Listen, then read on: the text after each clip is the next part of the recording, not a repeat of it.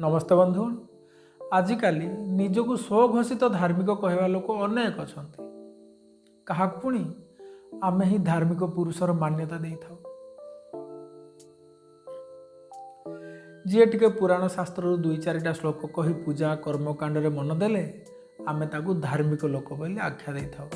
हेले वास्तविक धार्मिक किए जीए चिता चैतन लगाई मुंडरे जटा बांधी गेरुआ वस्त्र पिंधि दुई चारिटा श्लोक घोषि प्रलाप करुवे सीए ना जी घंटा घंटा समाधि बसची कही गंजेई मारी घुमाउथिबा लोक सीए ना जी नीति सकाळ उठी पर बाड़ी फूल चोरी करे चोरी माने बिना अनुमति अन्य बाड़ी आंकुड़ी फूल टाणिबा पुणी सही चोरी फूल आनी ठाकुर विग्रह बा फोटो उपरे चढ़ाई धूप नैवेद्य दे शरीर विभिन्न अंगरे अभीर चंदन तिलक इत्यादि लेप लगे मुंडियाटे मारुथिबा लोक सीए ना जी सर्वदा सदाचार रुहे ईश्वर प्रति निजर कृतज्ञता जनाए धर्म आचरण करुथिबो से।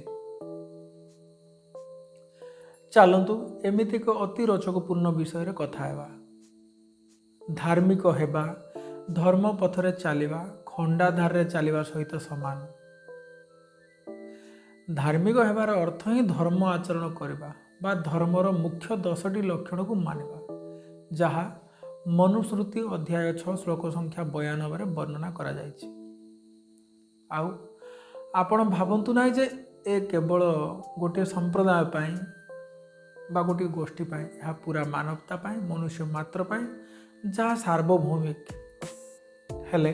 चलतु यही 10टी लक्षण कौन गोटे गोटे शब्दर अर्थ बुझा। श्लोक हिसाब रे धृति क्षमा दमस्तेय शौचम इंद्रिय निग्रह धीरविद्या सत्यम क्रोध दशकम धर्म लक्षण अर्थात धर्मर जो 10टी लक्षण अच्छी आउ जी से 10टी लक्षण गुड़ी को पालन करे बा माने ताकू धार्मिक कहा जाए। से गुण सब चलतु देखा। प्रथमटी धृति। धृति अर्थात विपत्ति समय मध्य धैर्य रखा दुखी एवं विचलित न हो धर्म पालन करवा। धर्म अर्थ ये कौन संप्रदाय नुह धर्म अर्थ कर्तव्य।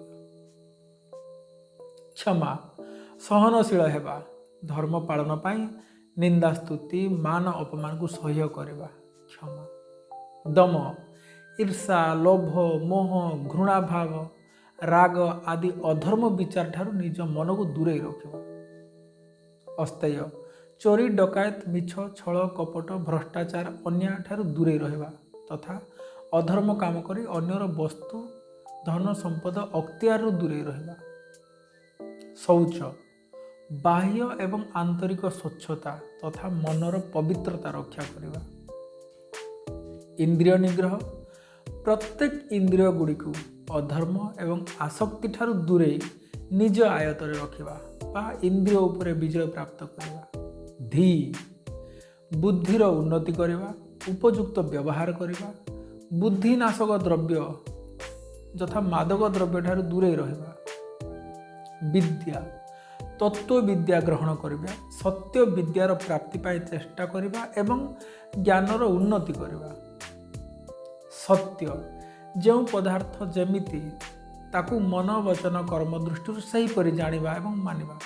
सत्याचरण करवा आत्म विरुद्ध मिथ्या आचरण न करवा एवं शेष रे अक्रोध क्रोधर परित्याग एवं प्रतिशोध भावना त्याग करी शांति आदि गुणर धारण करवा। यही सब गुण हेउछि धर्मर लक्षण एवं जे ए सब को धारण करे माने से धार्मिक। बाकी सब आपण माने बुझी पारथिबे।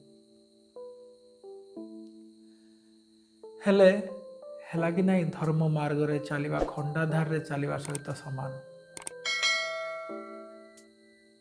आपण निश्चय भाव में धार्मिक क्या कहा जाए बुझी पारथिबे।